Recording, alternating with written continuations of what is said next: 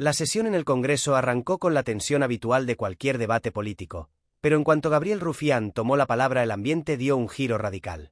Lo que comenzó con una alocución política se convirtió en un auténtico terremoto retórico que dejó a muchos sin palabras y encendió un debate urgente sobre el verdadero estado de nuestras instituciones. Subió al atril con el semblante serio, sin sonrisas ni preparativos innecesarios, y pulsó el botón que desencadenó un vendaval. Señores de Vox, ustedes no son un partido, son una maquinaria de confrontación, intolerancia y miedo, espetó sin ningún tipo de introducción. Lo decía en voz firme, con esa mirada directa que deja entrever el filo de su discurso. Y no se quedó ahí, giró hacia los miembros del Tribunal Supremo con una contundencia que dejó sin aire a la sala. Y ustedes, señores del Alto Tribunal, son jueces selectivos. Cuando les interesa, la justicia es rápida y contundente. Cuando no, se disfraza de silencio y demora. Rufián empezó a mencionar nombres, fechas y casos concretos, desgranando con precisión quirúrgica cómo Vox había impulsado discursos de odio contra inmigrantes, LGTBI y movimientos sociales, sin asumir responsabilidad pública. Explicó cómo sus posturas extremas habían dado lugar a un aumento de incidentes en las calles, documentando cómo grupos violentos habían encontrado respaldo moral en sus palabras. Señaló Valencia, Madrid y Sevilla como ejemplos dolorosos de agresiones que se justificaron en parte por esa retórica incendiaria. Y dejó una pregunta en el aire: ¿hasta cuándo van a esconderse detrás de la inmunidad parlamentaria y el amparo mediático para no asumir las consecuencias de su discurso? Pero el verdadero golpe vino con su embestida contra el máximo órgano judicial.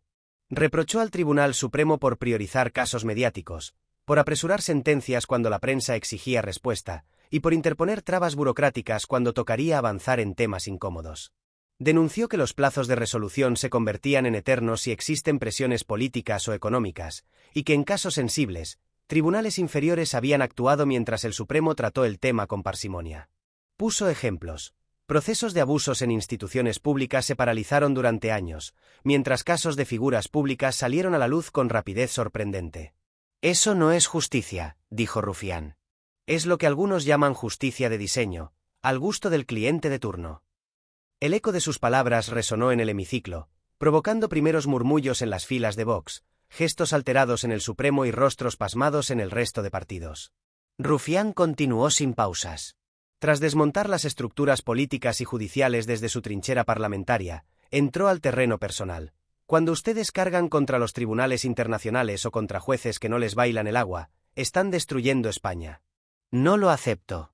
Si el Estado de Derecho se convierte en un espectáculo de mareas políticas, no lo reconocemos como nuestro. Su discurso se acompañó de una demostración de alta cultura política. Citó declaraciones del Tribunal Europeo de Derechos Humanos, expuso resoluciones del Comité de la ONU contra la discriminación y luego las confrontó con comportamientos de Vox que incitaban, según Rufián, al enfrentamiento entre ciudadanos. Son actos de guerra cultural disfrazados de política. Alguien tiene que detener esto. El silencio invadió el salón de plenos, interrumpido solo por algún murmullo incrédulo. Mientras avanzaba, desenmascaraba la doble moral con ilustraciones precisas. La ultraderecha aplaudiendo listas negras, secundando movilizaciones violentas y reprimiendo el pluralismo. Mientras tanto, el Supremo dictando sentencias fulminantes en casos de corrupción de izquierda, pero retardando denuncia tras denuncia si en esos casos aparecía dinero, poder o intereses económicos vinculados a la derecha. Ustedes deciden con quién se aplica la justicia y con quién no, y eso es la mayor traición al concepto de igualdad ante la ley. Su voz, en ocasiones, tembló con la emocionada claridad que solo provocan las verdades emocionales. Y también habló por los que no tienen voz. Cuando un niño sufre homofobia o cuando una mujer no denuncia miedo al poder judicial, ese niño y esa mujer están siendo abandonados por este sistema. El golpe más contundente llegó cuando cuestionó el rol de la prensa y la responsabilidad compartida.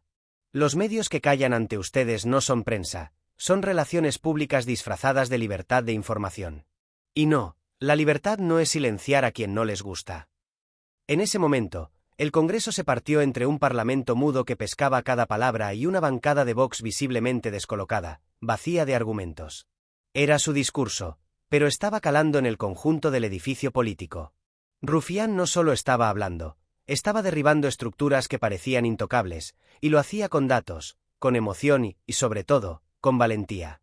La sesión se transformó en un juicio público. Cuando terminó su intervención, el atril quedó vacío pero la sala estaba llena de rastros. Silencio glacial, cámaras encendidas, teléfonos grabando y un murmullo creciente. Nadie interrumpió. El presidente del ruedo tardó en recuperar la compostura, y por unos instantes, quedó claro que algo había cambiado.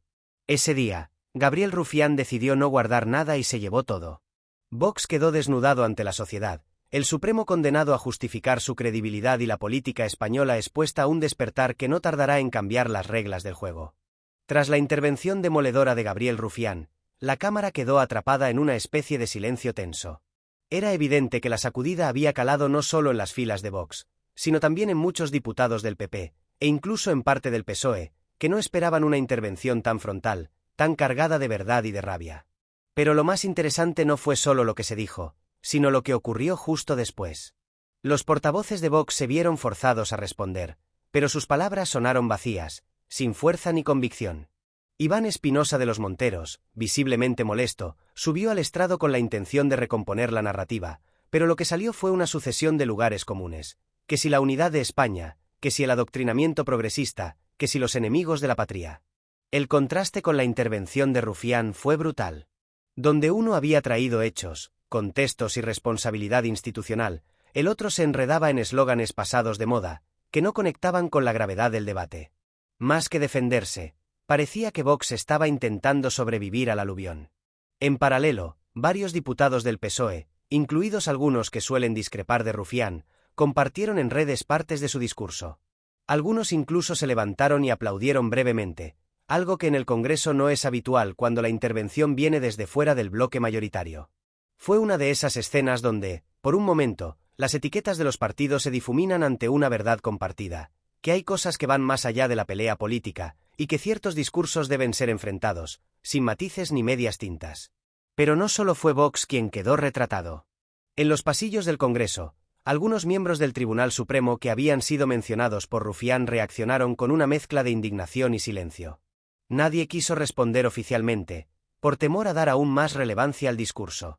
Sin embargo, fuentes judiciales filtraron su malestar por lo que calificaron como una falta de respeto institucional. Aunque esa reacción, lejos de debilitar a Rufián, sirvió para reforzar su mensaje, ¿por qué molesta tanto la verdad cuando señala a los poderosos? Además, en medios internacionales como Le Monde, The Guardian o Der Spiegel, la intervención tuvo eco. Varios columnistas europeos destacaron la valentía política del diputado catalán al cuestionar en sede parlamentaria tanto a la extrema derecha como al órgano judicial más importante del país. Señalaban que, aunque el discurso podía parecer áspero o provocador, tocaba puntos clave sobre el deterioro democrático en Europa. En un momento donde la ultraderecha crece y la justicia es vista con desconfianza por sectores amplios, ese tipo de intervenciones no solo son necesarias, son imprescindibles. A raíz de lo dicho, incluso algunos jueces y fiscales progresistas en España comenzaron a debatir en foros privados si era hora de exigir mayor autocrítica en el seno del Poder Judicial. Si bien defendieron la independencia judicial como un pilar esencial, también reconocieron que el corporativismo y la lentitud estratégica ante ciertos casos han deteriorado la confianza ciudadana. En otras palabras, el discurso de Rufián no solo agitó el Congreso, sino que abrió grietas dentro del propio sistema. Para cerrar el bloque, la intervención de Gabriel Rufián fue mucho más que una simple crítica parlamentaria. Fue una declaración frontal contra la manipulación institucional, una denuncia directa contra el populismo xenófobo y un llamado a despertar frente al cinismo judicial. Que la extrema derecha y algunos jueces se sintieran incómodos no es una consecuencia, es precisamente el objetivo. Y lo logró. La intervención de Gabriel Rufián no fue una más en la agenda política. Su impacto se proyectó más allá del hemiciclo. En apenas unas horas, las redes sociales se inundaron de clips de su discurso, que se volvieron virales tanto por el fondo como por la forma. Hashtags como #Rufián lo dice claro o #golpe al facherío comenzaron a escalar entre los temas del momento. La ciudadanía, especialmente la más crítica con la deriva reaccionaria de ciertos sectores, lo recibió como un soplo de aire fresco en medio del ruido político habitual. La televisión generalista y los programas de tertulia no tardaron en recoger el eco. Algunos intentaron relativizar sus palabras, diciendo que eran teatro parlamentario, mientras que otros se vieron obligados a reconocer el valor de lo dicho. Incluso en espacios afines a la derecha, como 13 TV o Es Radio, se notó la incomodidad. Los tertulianos de línea dura se enredaban en excusas para desacreditar a Rufián, pero lo cierto es que no lograban contrarrestar con argumentos de fondo. Solo ruido.